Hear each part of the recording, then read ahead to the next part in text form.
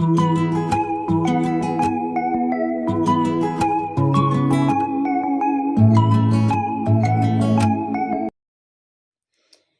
ہے انور جلال پوری کی یوم وفات کے موقع پر ایک مضمون بعنوان انور جلال پوری کی شخصیت اور فن۔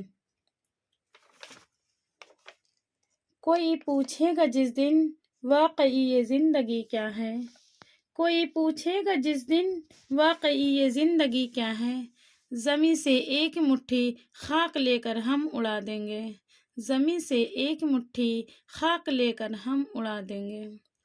انور جلال پوری جتنے اچھے شاعر اور ناظم تھے اتنے ہی اچھے نثر نگار بھی تھے۔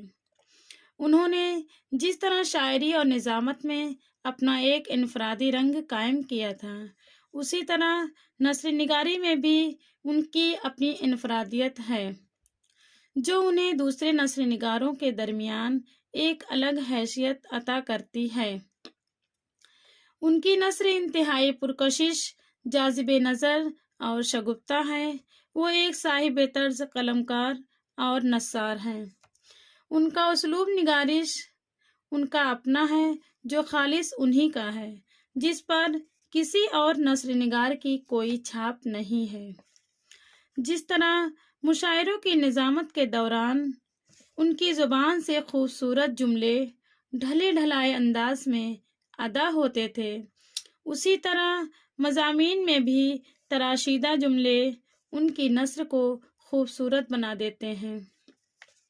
حقیقت یہ ہے کہ یہ مضامین کا مجموعہ نہیں بلکہ انور جلال پوری کی نثری شاعری ہے۔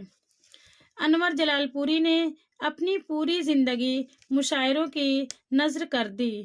ان کی نظر کسی بھی شخصیت کے مختلف پہلوؤں کا جائزہ لیتے وقت صرف بیرونی عناصر کا ہی احاطہ نہیں کرتی بلکہ درون ذات کے پہلوؤں کو بھی چاک کر دیتی تھی، اور وہ سب کچھ دیکھ لیتی تھی جو عام نظر نہیں دیکھ پاتی۔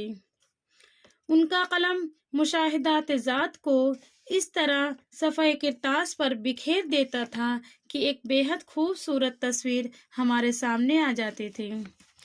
انور جلال پوری جس کے بارے میں لکھتے اس کی خوبیوں اور خامیوں دونوں کا احاطہ کرتے اور شخصیت کے مثبت و منفی دونوں پہلوؤں کو پیش کر دیتے۔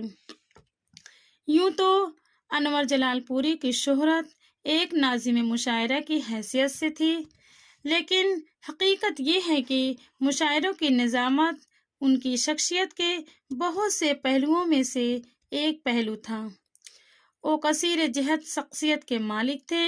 وہ ایک شاعر تھے، ایک ناظم مشاعرہ تھے، ایک نثر نگار تھے، ایک مترجم اور ایک بہت اچھے انسان بھی تھے۔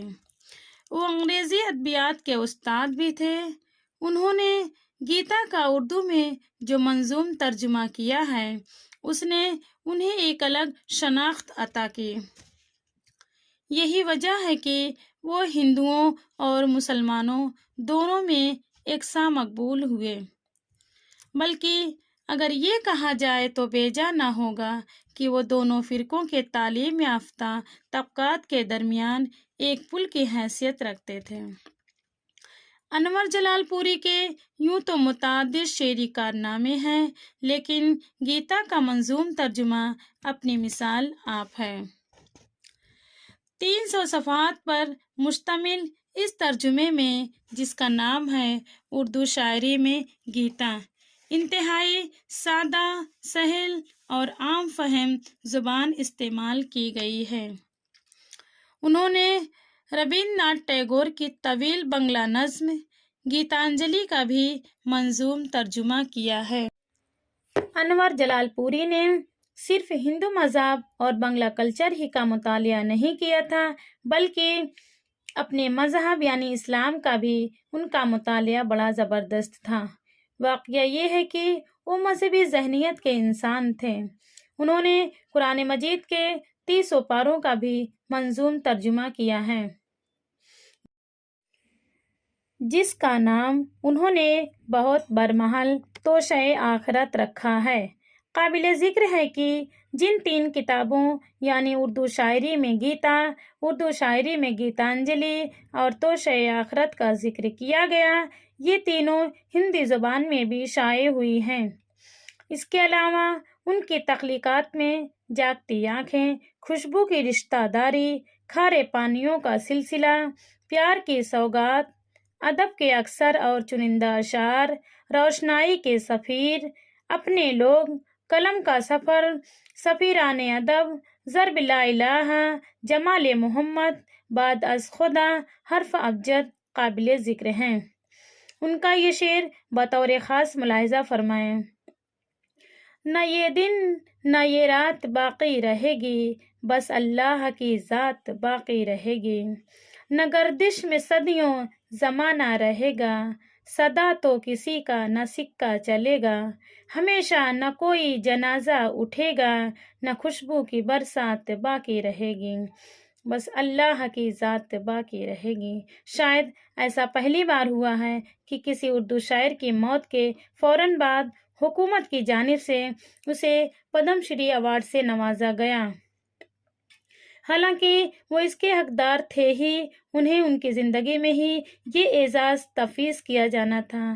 2 جنوری 2018 کو صبح کے وقت جب سوشل میڈیا پر انور جلال پوری کے انتقال کی خبر آئی تو پوری دنیا سکتے میں آ گئی۔